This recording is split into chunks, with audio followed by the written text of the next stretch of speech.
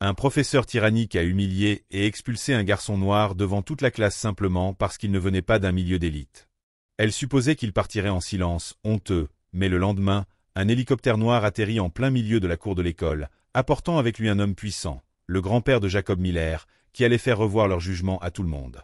Le soleil matinal du Texas projetait de brillants rayons dorés sur le campus du lycée Westfield, une école connue pour être réservée à l'élite.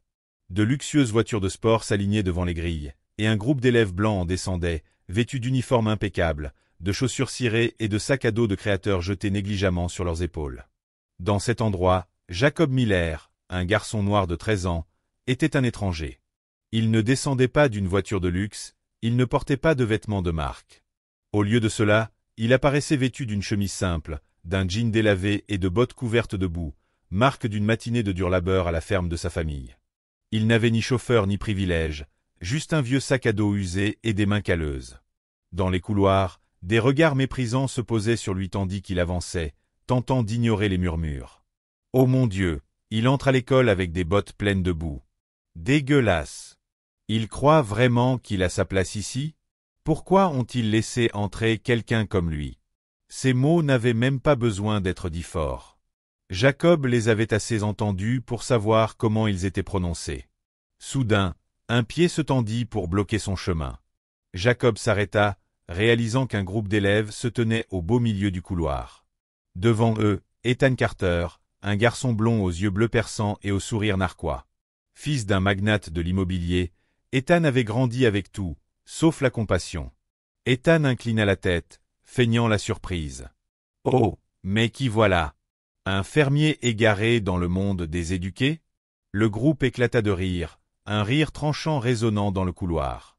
Un autre garçon, Andrew, croisa les bras et jeta un regard moqueur aux bottes boueuses de Jacob avant de hausser les épaules. Il a sûrement fini de traire les vaches et s'est précipité ici. Jacob serra les lèvres, tentant de ne pas réagir. Il savait que répondre à Ethan et son groupe ne ferait qu'empirer les choses. Mais Ethan n'en avait pas fini. Il s'approcha, baissant la voix sur un ton provocateur. « Alors, petit fermier, réveillé avec le chant du coq ce matin ?» Cette fois, l'éclat de rire explosa. Quelques autres élèves se joignirent à la moquerie, bien que tous ne semblent pas approuver. Mais à Westfield High, Ethan régnait sur les élèves, et personne ne voulait être du côté du perdant. Jacob agrippa les sangles de son sac à dos, prit une grande inspiration. Il sentait son sang bouillonner, mais il ne pouvait pas céder. Pas ici. Pas maintenant. Pas devant ceux qui voulaient le voir échouer. Il leva les yeux, croisa brièvement le regard d'Ethan, puis s'écarta pour éviter le groupe. Mais Ethan n'aimait pas ça. « Hé, je ne t'ai pas donné la permission de partir. » Une main s'abattit violemment sur son épaule, le poussant en arrière. Jacob trébucha légèrement, mais ne tomba pas. Il s'arrêta, prit une profonde inspiration et planta son regard dans celui d'Ethan. Pas de colère, pas de peur, juste une résolution silencieuse. Cela déstabilisa Ethan. Plus personne ne riait. L'air était lourd de tension. On aurait dit qu'Ethan allait ajouter quelque chose, mais la cloche sonna. Jacob tourna les talons et s'éloigna vers son cours d'histoire, sans savoir que l'humiliation ne faisait que commencer. Il s'installa à sa place habituelle, au fond de la classe, là où il se sentait un peu plus en sécurité. Les premiers rangs étaient occupés par les enfants de l'élite, ceux qui n'avaient jamais connu le dur labeur. Pour eux, Jacob était un être étrange, un intrus. La porte s'ouvrit, et le claquement des talons contre le sol carrelé plongea instantanément la classe dans le silence. Miss Whitmore entra, avec l'assurance de quelqu'un qui croyait détenir un pouvoir absolu sur ses élèves. Elle était connue pour son regard froid, ses gestes rigides et sa voix autoritaire. Mais Jacob savait qu'au-delà de son apparence sévère, c'était une femme pleine de préjugés, qui méprisait ceux qui, comme lui, n'étaient pas issus d'un milieu privilégié. Elle posa son plan de cours sur le bureau, ajusta ses lunettes sans monture sur l'arête de son nez, puis balaya la classe du regard. Son regard s'attarda sur Jacob avant qu'elle ne prenne la parole. « Aujourd'hui, nous allons parler de la guerre de sécession. » Sa voix n'était pas forte, mais chaque mot résonnait dans le silence. Elle scruta la classe comme un prédateur cherchant sa proie, puis, d'un ton appuyé, elle prononça le nom de Jacob. « Jacob. » Il tressaillit légèrement, relevant ses yeux sombres. Un frisson glacé parcourut son dos. Il n'était pas surpris d'être visé. Miss Whitmore le faisait souvent. Sais-tu de quoi parlait cette guerre? Un silence pesant s'installa. Tous les regards se tournèrent vers Jacob. Il sentit son cœur cogner dans sa poitrine. Il baissa les yeux, feignant de feuilleter son cahier, tentant désespérément de trouver une réponse. Il connaissait la guerre de Sécession, mais après ce qui s'était passé, son esprit était vide. Il balbutia, prêt à répondre, mais Miss Whitmore le coupa avec un sourire narquois. « Oh, j'oubliais. Peut-être que tu n'as pas besoin de t'intéresser à l'histoire américaine. Après tout, tes ancêtres ne l'ont jamais apprise, n'est-ce pas ?» La classe gela un instant. Puis, comme si un signal invisible avait été donné, un éclat de rire se répandit. Certains élèves couvrirent leur bouche, mais leurs yeux brillaient de plaisir. Ethan, assis au premier rang, tourna subtilement la tête vers Jacob, un sourire satisfait au coin des lèvres. Jacob sentit son visage brûler, comme si on venait de lui jeter un seau d'eau bouillante. Sa gorge se serra. Il ne pouvait pas parler. Miss Whitmore croisa les bras, impassible, sans le moindre remords. Elle savait exactement ce qu'elle faisait. Jacob baissa les yeux vers ses mains, serrant les poings si fort que ses jointures blanchirent. Il sentit une colère pure monter en lui, consumant toute la patience qu'il avait essayé de conserver. Il se leva d'un bond. La chaise racla bruyamment le sol, couvrant les rires moqueurs. Ses yeux étaient enflammés. « Qu'est-ce que vous insinuez ?» La classe devint soudain silencieuse. Personne ne s'attendait à ce que le petit fermier, le gamin noir ose défier Miss Whitmore. Mais elle ne recula pas. Au contraire, elle s'avança lentement, ses talons claquant sur le sol. « Si tu ne veux pas être ridiculisé, prouve-le » lança-t-elle d'une voix venimeuse. Jacob sentit la pièce entière peser sur lui, comme une prison invisible. Les regards étaient rivés sur lui, attendant sa réaction. Miss Whitmore s'approcha encore, abaissant la voix. « Sinon, sors d'ici. Il n'y a pas de place pour ceux qui ne savent pas rester à leur place. » Un silence glacé s'abattit sur la salle. Ce n'était pas une simple remarque sur ses connaissances. C'était une humiliation publique. Une déclaration. Mais Jacob n'était pas du genre à baisser la tête. Pas cette fois. Tu devrais être caché. Tu n'as pas ta place ici. Tu n'as aucune valeur ici. Jacob entendit un léger rire provenant du premier rang. Ethan se tenait là, les bras croisés, la tête légèrement inclinée, un sourire narquois au coin des lèvres, savourant sa victoire. Jacob serra les poings, sentant sa dignité se faire déchirer devant tout le monde. Chaque nerf de son corps lui criait de se lever, de riposter, de leur hurler au visage qu'il n'était pas un gamin inutile. Mais soudain, une froide réalisation s'abattit sur lui comme un seau d'eau glacée. Il n'avait pas le droit de faire ça.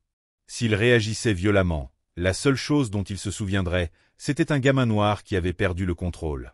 S'il criait, s'il laissait la colère prendre le dessus, ils auraient une excuse pour le traiter d'agressif, d'incontrôlable, d'indigne d'être éduqué dans un endroit comme celui-ci. Il voulait qu'il s'énerve. Il voulait une raison de prouver qu'il n'avait pas sa place ici. Et Jacob n'allait pas leur donner ce plaisir.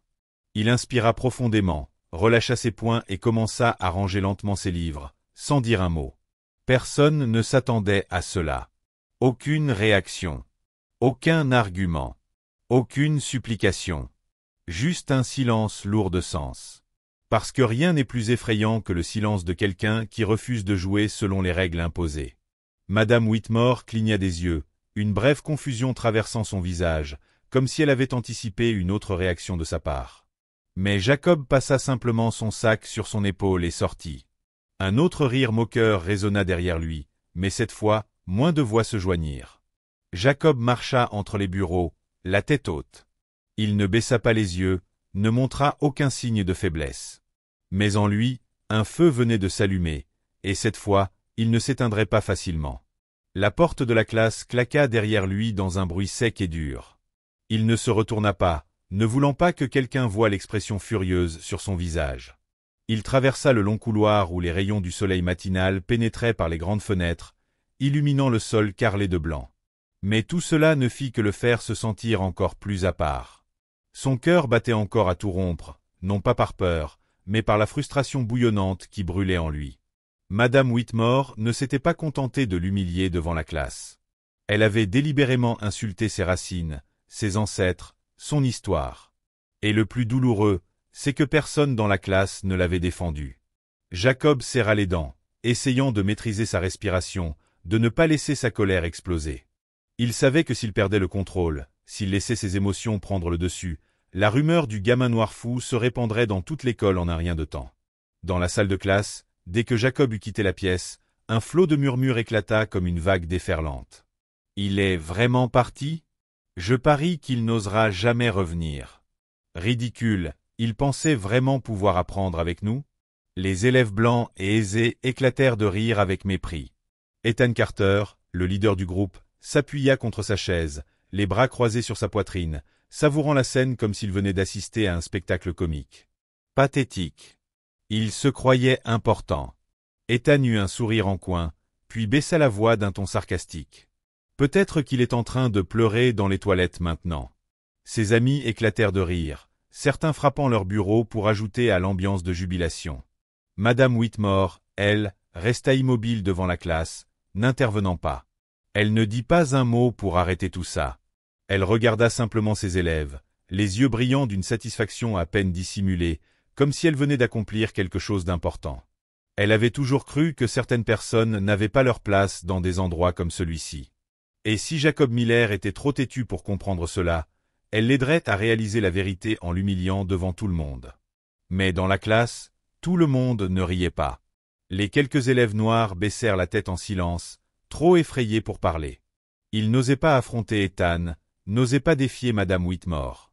Une fille noire assise près de la fenêtre, Alyssa Johnson, serra son stylo si fort que ses jointures blanchirent. Elle mordit sa lèvre, tentant de contenir les mots qu'elle avait envie de hurler. Elle savait que si elle parlait, elle deviendrait la prochaine cible. Un garçon latino, Miguel, fixait la page blanche devant lui. Une part de lui voulait crier sur Madame Whitmore, lui dire qu'elle n'avait pas le droit d'insulter Jacob de cette manière. Mais la raison lui disait que s'il le faisait, il aurait de gros ennuis. Ils avaient tous déjà vu ça trop de fois. Et tout le monde connaissait une règle simple. Si tu ne veux pas devenir la prochaine victime, tu restes silencieux. Madame Whitmore, faisant mine de ne rien remarquer, se tourna vers le tableau noir et prit une craie. Continuons. Elle ne se doutait pas qu'une tempête était déjà en train de se lever.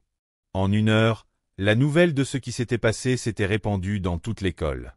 Dans la cafétéria, la bibliothèque, sur le terrain de basket, partout où les élèves se rassemblaient, le sujet de conversation était Jacob Miller et le cours d'histoire de Madame Whitmore. Les élèves comme Ethan et ses amis racontaient l'histoire avec jubilation, rajoutant des détails pour la rendre encore plus humiliante. Il est juste resté là, muet, incapable de dire un mot. Puis, quand Madame Whitmore l'a remis à sa place, il a juste rangé ses affaires et s'est enfui comme une souris. Les rires explosèrent autour des tables du déjeuner. Mais pas tout le monde ne riait. Le véritable orage commença lorsque la nouvelle atteignit quelqu'un hors de l'école. Quelqu'un que Madame Whitmore ne pouvait pas ignorer. Clara Miller, la mère de Jacob, reçut un message d'une amie. Quand elle le lut, elle resta figée. Son cœur se mit à battre plus vite, son sang se glaça. Puis elle passa un coup de fil. Mais pas au professeur. Pas au directeur. Elle appela son père. Et quelques heures plus tard, un hélicoptère noir s'éleva d'un ranch au Texas, en direction du lycée Westfield. Il le savait depuis le début. Il tourna son regard perçant vers Mademoiselle Whitmore. « Alors, vous pensez avoir le droit d'humilier mon petit-fils simplement parce qu'il ne ressemble pas aux autres enfants ici ?» Le silence dans la pièce était épais, si lourd que personne n'osait même respirer bruyamment. Jacob s'avança, sa voix ne tremblait plus comme la veille. « Je n'ai pas besoin de privilèges. Tous les regards étaient braqués sur lui. Je veux juste être respecté comme tout le monde. » Mademoiselle Whitmore détourna les yeux, évitant le regard de Jacob. Elle savait très bien qu'elle avait eu tort, mais elle comprenait aussi autre chose. Aujourd'hui, elle ne contrôlerait plus la situation. James Miller esquissa un léger sourire et jeta un dernier regard au directeur. « J'espère que vous comprenez que ma famille n'a pas besoin de pitié, ni d'un traitement de faveur. Nous avons seulement besoin d'une chose, la vérité. Le respect ne se base ni sur la couleur de peau, ni sur les origines. Il se fonde sur le caractère, l'intellect et ce qu'une personne apporte à la société. Le directeur Richardson ne pouvait pas contredire ces paroles, car il savait que James Miller avait raison, et la tempête ne faisait que commencer. L'atmosphère dans le bureau était lourde et suffocante. Comme si tout l'air avait été aspiré hors de la pièce lorsque James Miller prononça son premier mot. Assise raide sur sa chaise, mademoiselle Whitmore était pâle, les lèvres pincées, comme si elle essayait de contenir sa panique. Elle ne s'était pas attendue à ce que la situation prenne une telle ampleur. Elle pensait simplement donner une leçon à un garçon noir entêté. Une leçon sur la place qui devait être la sienne. Une leçon sur qui détenait réellement le pouvoir dans ce monde. Mais elle avait mal jugé Jacob Miller. Elle n'avait pas simplement humilié un enfant pauvre. Elle s'en était prise au petit-fils de l'un des hommes les plus puissants du Texas. Assis en face d'elle, le directeur Richardson, un homme d'âge moyen aux cheveux poivre et cils soigneusement coiffés, vêtu d'un costume bleu foncé impeccablement repassé, transpirait. Ses doigts s'agrippaient aux accoudoirs de sa chaise, et ses yeux nerveux allaient de James Miller à mademoiselle Whitmore, comme s'il essayait de deviner les pensées de cet homme influx. À côté du directeur se tenaient deux autres professeurs, un homme et une femme. Ils avaient été témoins de toute la scène mais n'avaient pas osé défendre Jacob lorsqu'elle s'était produite. Ils étaient restés silencieux, comme s'ils craignaient que le moindre mouvement ne les entraîne au cœur de la tempête qui s'annonçait. James Miller se tenait debout devant le bureau du directeur. Un chèque vierge était posé juste devant Richardson. Personne n'osait y toucher. « J'ai entendu dire que mon petit-fils avait été humilié en classe », déclara James. Sa voix n'était pas forte, mais elle portait un poids que personne ne pouvait ignorer. Ce n'était pas une question. Ce n'était pas une accusation. C'était un fait indéniable. Le directeur déglutit difficilement, sentant un frisson glacé lui parcourir l'échine. Il comprenait parfaitement que James Miller était un homme qu'il ne pouvait pas se permettre de négliger. Mademoiselle Whitmore prit une profonde inspiration, tentant de retrouver son assurance perdue. Mais sa voix manquait de la certitude qu'elle affichait autrefois. « Monsieur Miller, j'ai toujours traité tous mes élèves de manière équitable, affirma-t-elle. » Un long silence s'ensuivit. Puis James Miller esquissa un mince sourire, dépourvu de chaleur. Son regard perçant fit inconsciemment resserrer les doigts de mademoiselle Whitmore sur ses cuisses. « Équitablement » répéta-t-il, avec une pointe de moquerie dans la voix. Assez équitablement pour humilier un enfant devant toute la classe? Assez équitablement pour utiliser l'histoire afin de dénigrer ses origines? Mademoiselle Whitmore ouvrit la bouche, prête à répondre, mais James Miller leva doucement la main, la réduisant au silence. Il sortit un chèque et le posa sur le bureau dans un bruit feutré. Mais cela suffit à faire sursauter tout le monde dans la pièce. « Savez-vous qui a financé le laboratoire de l'école » demanda-t-il. Personne ne répondit. « Qui a investi dans le programme d'histoire que vous enseignez » Silence total. « Qui a contribué à hauteur de centaines de milliers de dollars pour s'assurer que cette école ait les meilleures ressources » Cette fois, le directeur Richardson déglutit à nouveau, essayant tant bien que mal de garder son calme. « Monsieur Miller, nous apprécions grandement les contributions que vous et votre famille avez faites, mais je pense que… » « C'était moi, » coupa James Miller, sa voix ferme. L'atmosphère dans la pièce se figea. Les autres professeurs retinrent leur souffle. Mademoiselle Whitmore perdit toutes ses couleurs. Ils savaient tous que Westfield High avait reçu des centaines de milliers de dollars de la Fondation Miller. Mais jamais ils n'auraient imaginé que James Miller était l'homme derrière toutes ces donations. James Miller se redressa, son simple charisme suffisant à capter l'attention sans qu'il ait besoin de menacer qui que ce soit. « J'ai investi dans cette école parce que je crois en l'éducation », déclara-t-il. « Je crois que chaque enfant, peu importe ses origines, mérite l'opportunité d'apprendre, de grandir et de réussir. » Il marqua une pause, laissant ses paroles s'imprégner dans l'esprit de chacun. Mais hier, l'un des enseignants, payé grâce à mes contributions, a utilisé l'histoire pour humilier mon petit-fils. Mademoiselle Whitmore se mordit la lèvre, incapable de répondre. Jacob s'avança, sa voix stable, ne tremblant plus comme la veille. « Je n'ai pas besoin de privilèges, » déclara-t-il. Tous les regards se tournèrent vers lui. « Je veux juste être respecté comme tout le monde. » Mademoiselle Whitmore détourna les yeux, évitant le regard de Jacob. Elle savait très bien qu'elle avait commis une erreur. Mais elle comprenait aussi autre chose. Aujourd'hui, elle ne contrôlerait plus le récit. James Miller esquissa un léger sourire froid et posa un dernier regard sur le directeur. « J'espère que vous comprenez que ma famille n'a pas besoin de pitié, ni d'un traitement de faveur. Son regard se fit encore plus perçant. Nous avons seulement besoin d'une vérité simple. Le respect ne vient ni de la couleur de peau, ni des origines. Il vient du caractère, de l'intellect et de ce qu'un individu apporte à cette société. Le directeur Richardson ne trouva rien à répondre. Parce qu'il savait que James Miller avait raison. Et la tempête ne faisait que commencer. James Miller maintenait son regard perçant, sans vaciller une seule seconde. Il regardait droit dans les yeux de Madame Whitmore, sans hésitation, sans la moindre once de pitié. Vous avez humilié un enfant à cause de ses origines. Sa voix n'avait pas besoin d'être forte, mais chaque mot frappait comme un coup direct. Pas de détour, pas d'échappatoire à la vérité. Personne dans la salle ne pouvait ignorer le poids de ces paroles. Vous vous êtes moqué de mon petit-fils tout en utilisant l'argent de ma famille pour enseigner. Ces mots claquèrent comme un fouet contre Madame Whitmore. Elle vacilla, ses mains se crispant sur ses genoux, son visage devenant livide, comme si elle venait d'être mise à nu devant le monde entier. En toutes ces années d'enseignement, jamais personne ne l'avait confrontée de cette manière. Je ne voulais rien de mal, balbutia-t-elle, sa voix tremblante, ses yeux cherchant désespérément un soutien autour d'elle.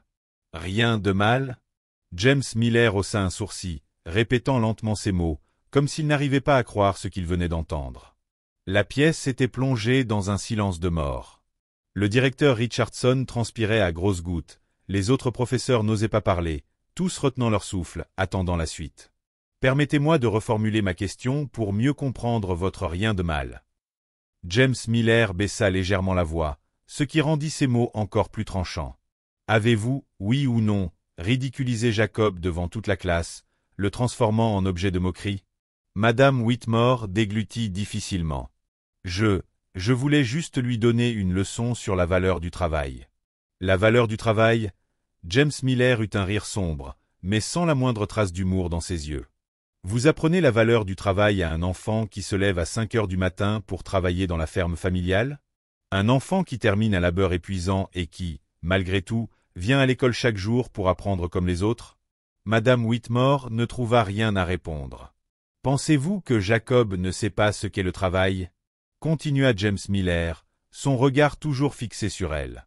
Pensez-vous sincèrement qu'un garçon qui a dû travailler 2 ou 3 fois plus dur que les autres élèves pour être dans la même classe qu'eux a besoin que vous lui donniez une leçon sur le travail? Chaque mot frappait comme un marteau, détruisant un à un les maigres défenses de Madame Whitmore. Elle ne pouvait pas le contredire, car au fond, elle savait qu'il avait raison. Mais son silence ne signifiait pas qu'elle était prête à admettre son erreur.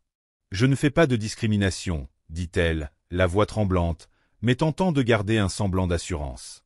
Je traite tous mes élèves de la même façon. James Miller inclina légèrement la tête, balayant son regard perçant sur elle. De la même façon? Avez-vous déjà dit à un élève blanc que ses ancêtres n'avaient pas besoin d'apprendre l'histoire? Madame Whitmore mordit sa lèvre, ses bras tremblant légèrement. Elle ne pouvait pas répondre, car elle savait que la réponse était non. Avez-vous déjà dit à un élève riche d'abandonner ses études et de retourner travailler pour sa famille? Les poings de Madame Whitmore se crispèrent sur sa jupe, comme si elle tentait de se retenir de dire quelque chose d'insensé. Elle ne pouvait pas le contredire, car la vérité était évidente. James Miller hocha la tête, comme s'il venait de prouver son point. Il se tourna vers le directeur Richardson, qui restait figé, la sueur perlant sur son front. « Et vous pensez toujours qu'il n'y a rien de mal ici, directeur Richardson ?» L'homme âgé tenta de se ressaisir, mais sa voix tremblait toujours. « Monsieur Miller, je vous assure que notre école ne tolère aucune forme de discrimination. S'il y a eu un malentendu, Un malentendu ?» James Miller éclata de rire, un sourire moqueur se dessinant sur son visage. « Si je n'avais pas été là aujourd'hui, si mon petit-fils n'avait pas été mon petit-fils, auriez-vous toujours qualifié cela de malentendu ?» Le directeur Richardson ne trouva rien à répondre. James Miller tendit la main et désigna le chèque posé sur le bureau. « Savez-vous combien j'ai investi dans cette école ?» Personne n'osa répondre. « Plus de 500 000 $, annonça-t-il d'une voix calme mais lourde de sens. Le directeur Richardson tressaillit légèrement. Il savait que la famille Miller contribuait généreusement à l'école, mais il n'avait jamais vraiment prêté attention au montant exact. « Il ne s'agit pas d'argent, » poursuivit James Miller, sa voix aussi tranchante qu'un couteau. Je ne suis pas venu pour retirer mon don. Je n'ai pas besoin de vous menacer avec de l'argent. Je suis venu pour m'assurer qu'aucun autre enfant ne subisse ce que mon petit-fils a enduré. Madame Whitmore mordit sa lèvre, son visage désormais aussi pâle qu'un linge. Elle venait de perdre bien plus qu'un simple échange de paroles. Elle avait perdu son honneur, sa position, son autorité. Le directeur Richardson savait qu'il ne pouvait pas ignorer cette situation.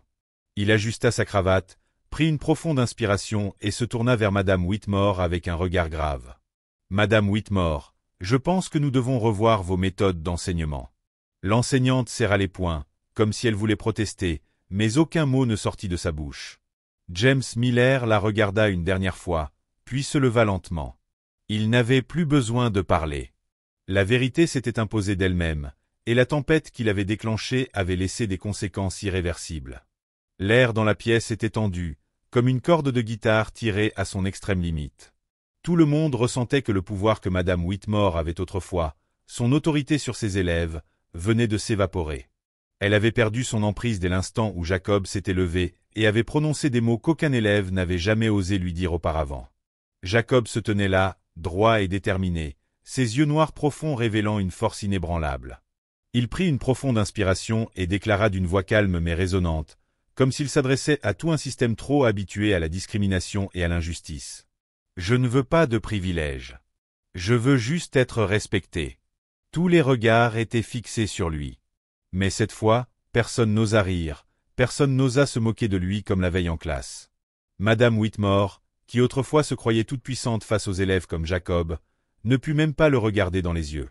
Ses mains tremblaient, agrippant nerveusement le tissu de sa jupe comme si elle cherchait un appui inexistant. Et puis, elle fit quelque chose qu'elle n'avait jamais fait auparavant. « Je suis désolé, Jacob. » Sa voix était sèche, éteinte. Il n'y avait ni sincérité ni véritable remords. Mais elle savait qu'elle n'avait plus d'autre choix. Jacob ne répondit pas immédiatement. Il la fixa, comme s'il essayait de voir au-delà du masque d'une femme qui avait toujours cru avoir raison. Un silence lourd tomba sur la salle. Enfin, Jacob hocha légèrement la tête, non pas pour accepter l'excuse, mais pour reconnaître qu'elle avait été dite. Il n'avait jamais eu besoin de cette excuse. Parce qu'aucune excuse ne pouvait effacer ce qui s'était passé. Mais il avait récupéré la chose la plus précieuse, son respect de soi. Elle n'avait plus le contrôle. Jacob prit une profonde inspiration, puis se retourna lentement et quitta la pièce. Il n'avait pas besoin d'en dire plus, car il avait gagné. Pas parce que son grand-père était riche, pas parce qu'il avait quelqu'un pour le protéger, mais parce qu'il avait osé se défendre. Et à partir de ce jour, plus rien ne serait jamais pareil. À partir de ce jour, tout changea. Ce ne fut pas un changement soudain, comme tourner la page d'un livre, ni une révolution qui bouleversa instantanément tout. Non, c'était plutôt comme un ruisseau souterrain qui se faufile lentement à travers chaque recoin du lycée de Westfield doux, mais inarrêtable. Jacob marchait dans les couloirs, la tête haute. Il ne baissait plus les yeux, il ne se pressait plus pour éviter les regards de ceux qui s'étaient autrefois moqués de lui. Il n'avait plus besoin de fuir, ni de prétendre être invisible parmi ces couloirs immenses remplis d'enfants privilégiés et fortunés. Plus de ricanements derrière son dos, plus de remarques sarcastiques lorsqu'il entrait en classe, plus de regards méprisants qui entaillaient son estime de soi comme des couteaux silencieux. Ceux qui l'avaient autrefois ridiculisé n'osaient plus ouvrir la bouche.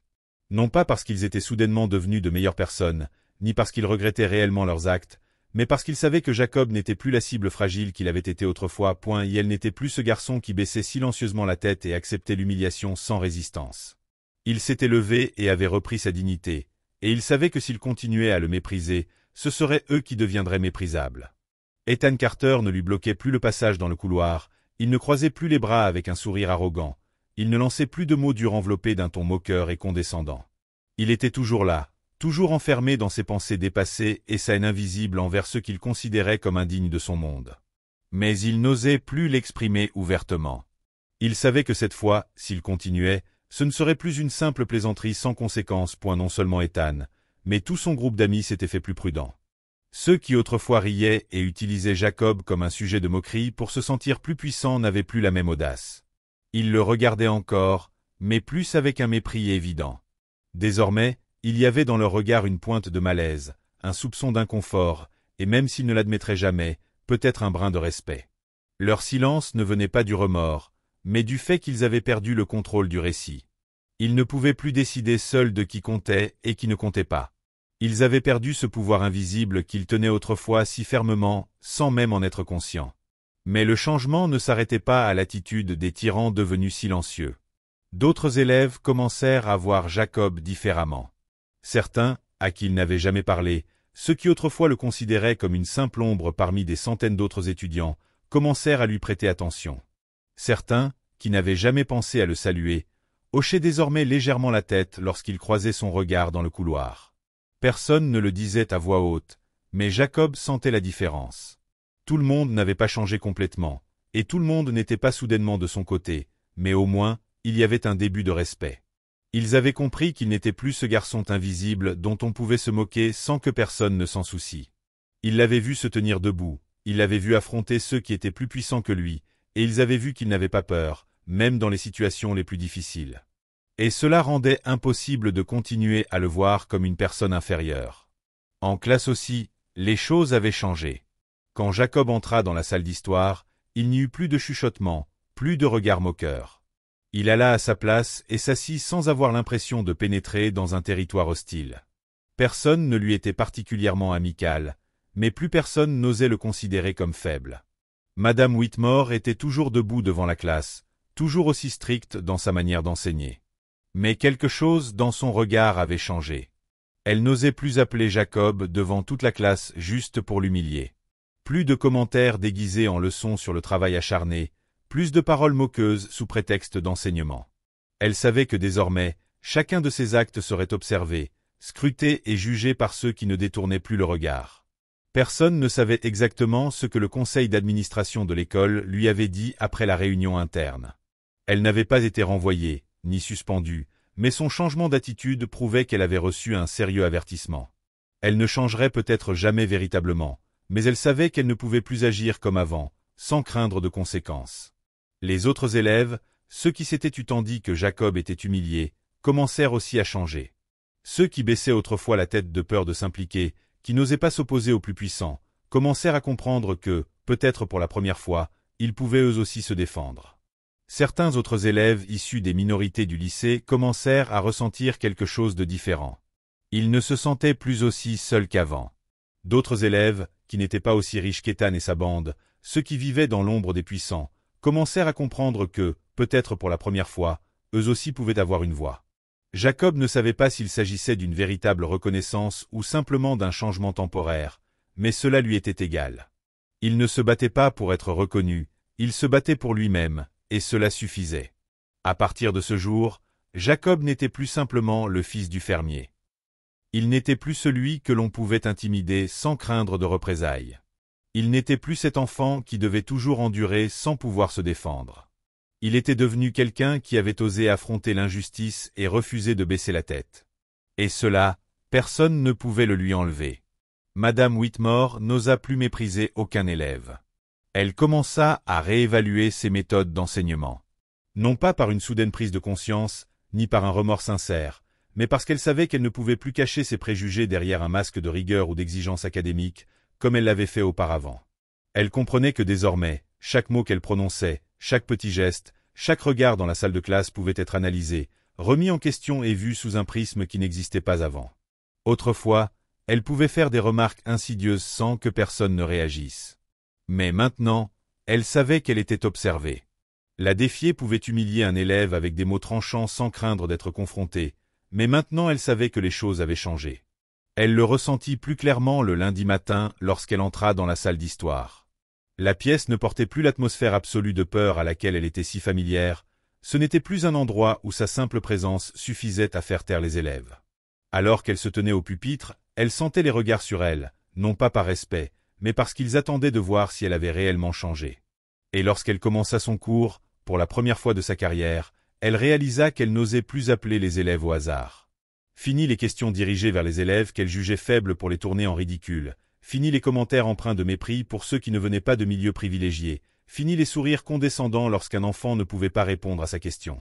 Elle enseignait, mais plus avec l'assurance arrogante et le pouvoir qu'elle possédait autrefois. Elle était plus silencieuse, parlait moins et réfléchissait davantage à chaque mot prononcé. Elle n'osait plus s'en prendre à Jacob. Plus de regards hautains, plus de paroles acerbes destinées à l'humilier devant la classe comme avant. Mais ce qui la troublait plus que tout, c'était que Jacob ne la craignait plus. Il était assis au fond de la classe, sans plus éviter son regard, sans fixer son cahier comme il le faisait auparavant. Quand leurs yeux se croisèrent, il ne détourna pas le regard comme avant, mais la fixa droit dans les yeux, calme mais empli de force. Et pour la première fois, ce fut elle qui détourna les yeux la première. C'est à ce moment-là qu'elle comprit qu'elle avait perdu. Ce n'était pas une défaite visible à travers des notes ou des sanctions disciplinaires de la direction, mais elle avait perdu la chose la plus précieuse pour un professeur comme elle, le contrôle. Plus aucun élève de cette classe ne la craignait comme avant. Plus aucun étudiant ne baissait la tête face à ses paroles sévères. Et c'est alors qu'elle réalisa quelque chose qu'elle n'avait jamais envisagé auparavant. Elle avait bâti son autorité sur la peur, et maintenant que cette peur avait disparu, que lui restait-il? Cet après-midi-là, lorsqu'elle entra dans la salle des professeurs, l'atmosphère y était différente. Certains collègues la regardèrent en silence, d'autres lui adressèrent un bref hochement de tête, mais plus personne ne venait discuter avec elle comme avant. Les rumeurs sur ce qui s'était passé dans le bureau du directeur s'étaient répandues dans toute l'école, et tout le monde savait que son statut avait vacillé. Autrefois, elle était fière d'être l'une des enseignantes les plus respectées de l'établissement, une figure d'autorité incontestée que personne n'osait défier, une personne qui pouvait dire n'importe quoi sans craindre de conséquences. Mais maintenant, elle ressentait une distance entre elle et ses collègues. Pas parce qu'il la détestait, mais parce qu'il ne voulait pas être entraîné dans le tourbillon de problèmes qui l'entouraient. Alors qu'elle s'asseyait à son bureau, tentant de se concentrer sur son programme de cours, une voix brisa le silence. « J'ai entendu parler de ce qui t'est arrivé. » Elle leva les yeux et vit M. Anderson, le professeur de mathématiques, debout à côté d'elle, une tasse de café à la main. Elle ne répondit pas, se contentant d'un léger hochement de tête. « Je ne pense pas que tu t'attendais à ce que ça aille aussi loin. » Madame Whitmore serra son stylo et baissa la voix, essayant de retrouver le calme qui lui était autrefois si naturel. « Non, je ne m'y attendais pas. » Monsieur Anderson l'observa un instant, puis poussa un soupir. « Tu sais, je ne crois pas que Jacob ait besoin que tu t'excuses. Je pense que ce qu'il veut vraiment, c'est que tu en tires une leçon. » Cette fois, elle le regarda directement, mais elle ne trouva rien à répondre. Monsieur Anderson ne l'attendit pas. Il prit une gorgée de café et s'éloigna, la laissant seule face à ses pensées. L'après-midi, lorsqu'elle retourna en classe, elle vit Jacob debout dans un coin de la salle, en train de discuter avec quelques camarades. Il n'était plus le garçon timide et silencieux qu'il avait été. Il était plus confiant, plus à l'aise. Et elle comprit qu'il n'était plus un enfant sur lequel elle pouvait exercer sa domination. Elle prit une profonde inspiration, puis se dirigea vers le pupitre, tentant de se concentrer sur son cours. Mais pour la première fois en toutes ces années d'enseignement, elle se sentit étrangère dans sa propre salle de classe. Pour la première fois, elle se demanda si elle avait vraiment enseigné de la bonne manière. Pour la première fois, elle comprit que le pouvoir n'était pas une chose immuable. Que ceux qui avaient été faibles pouvaient devenir forts. Que ceux qui détenaient autrefois le pouvoir pouvaient être jugés. Et pour la première fois, elle comprit qu'elle avait eu tort. La nouvelle de la bourse accordée à Jacob Miller se répandit rapidement dans tout le lycée Westfield comme une bouffée d'air frais. Personne ne s'y attendait. Un garçon noir, fils d'agriculteur, autrefois moqué et humilié en classe, était monté sur scène pour recevoir une récompense honorable. Certains furent surpris, tandis que d'autres chuchotaient, cherchant à comprendre comment un élève comme lui avait pu obtenir ce que tant d'enfants de familles riches convoitaient. Mais quoi qu'ils disent, la vérité restait inchangée. Jacob n'était plus un marginal. Il avait mérité sa place. La cérémonie de remise des bourses se déroula dans l'auditorium principal. Les chaises étaient soigneusement disposées et des lumières vives éclairaient la scène où se tenait le directeur Richardson, tenant le certificat à la main. Il semblait ne pas s'être encore complètement remis de la pression des récents événements, mais aujourd'hui, sa voix résonnait avec clarté. Ce n'était plus la voix d'un homme au pouvoir absolu, mais celle d'une personne qui avait appris que la justice ne se trouve pas toujours dans les règles écrites, mais entre les mains de ceux qui osent se lever pour les changer. Aujourd'hui, nous honorons un élève qui excelle non seulement sur le plan académique, mais qui démontre aussi un esprit fort, une persévérance remarquable et le courage d'affronter les défis. L'auditorium se figea dans un silence solennel à ces mots. Personne ne doutait de l'identité de l'élève en question. Certains étudiants échangèrent des regards, d'autres haussèrent les sourcils, mais aucun ne protesta. Cette bourse n'est pas seulement destinée aux meilleurs élèves en termes de notes, mais à ceux qui ont prouvé que le savoir ne se mesure pas uniquement aux tests et aux résultats scolaires, mais aussi à la manière dont on affronte l'adversité. Et personne ne la mérite plus que Jacob Miller. Des applaudissements éclatèrent. D'abord timide, puis grandissant jusqu'à remplir la salle. Jacob avança vers la scène, la tête haute, sans aucune hésitation. Il prit le certificat des mains du directeur Richardson et balaya la salle du regard. Des visages familiers le regardaient avec diverses expressions. Certains avec respect, d'autres avec admiration, et d'autres encore avec malaise. Parmi eux, ceux qui l'avaient méprisé, qui n'avaient jamais cru qu'il pourrait accomplir une telle chose. Ethan Carter était assis au milieu de la salle, le visage figé, les yeux. L'obscurité s'épaississait. Il n'avait jamais eu l'habitude de voir quelqu'un le surpasser, surtout quelqu'un qu'il avait autrefois considéré comme inférieur à lui. Jacob pouvait sentir tous ses regards posés sur lui, mais il s'en fichait. Il ne se tenait pas ici pour prouver quoi que ce soit à qui que ce soit, ni pour obtenir la reconnaissance de ceux qui n'avaient jamais cru en lui. Il était là pour lui-même, pour son effort, pour tout ce qu'il avait enduré et surmonté pour en arriver là. Il baissa les yeux vers le premier rang, où son grand-père, James Miller, était assis. Son regard était rempli de fierté, mais pas de surprise. Il n'avait jamais douté des capacités de son petit-fils, jamais pensé que Jacob avait besoin de son aide pour obtenir ce qu'il méritait.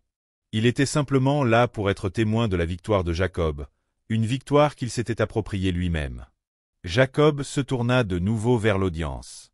Il n'était pas du genre à parler en public, mais cette fois-ci, il savait qu'il avait quelque chose à dire. Je ne me tiens pas ici aujourd'hui par chance, ni parce que j'ai plus de privilèges que quiconque. La salle tomba dans un silence complet. Je suis ici parce que j'ai dû me battre pour moi-même, parce que j'ai appris à ne pas plier face à l'injustice, parce que j'ai compris que le respect n'est pas quelque chose qu'on nous donne, mais quelque chose que nous devons mériter. Tout le monde écoutait en silence. Je ne suis pas né dans la facilité. Je n'ai pas eu les opportunités que beaucoup d'élèves de cette école ont eues. Mais je n'ai jamais laissé cela définir ma valeur. Jacob regarda directement la foule, ses yeux brillants et inébranlables. Et j'espère que ceux qui sont comme moi, ceux qui ont eu l'impression de ne pas appartenir ici, comprendront que personne n'a le droit de vous dire si vous avez de la valeur ou non. Vous êtes les seuls à pouvoir en décider. L'auditorium resta silencieux quelques secondes, puis une salve d'applaudissements éclata. Cette fois, ce n'était ni par obligation, ni par simple politesse. C'était une reconnaissance sincère, car Jacob avait prouvé qu'il méritait tout ce qu'il avait gagné. Il descendit de la scène, le cœur léger, mais empli de fierté. Pas parce qu'il avait remporté la bourse. Pas parce qu'il avait réduit au silence ceux qu'il avait autrefois méprisés. Mais parce qu'il avait fait quelque chose que peu de gens osent faire. Il s'était défendu, et il avait gagné. À partir de ce moment, Jacob n'était plus simplement un fil de fermier.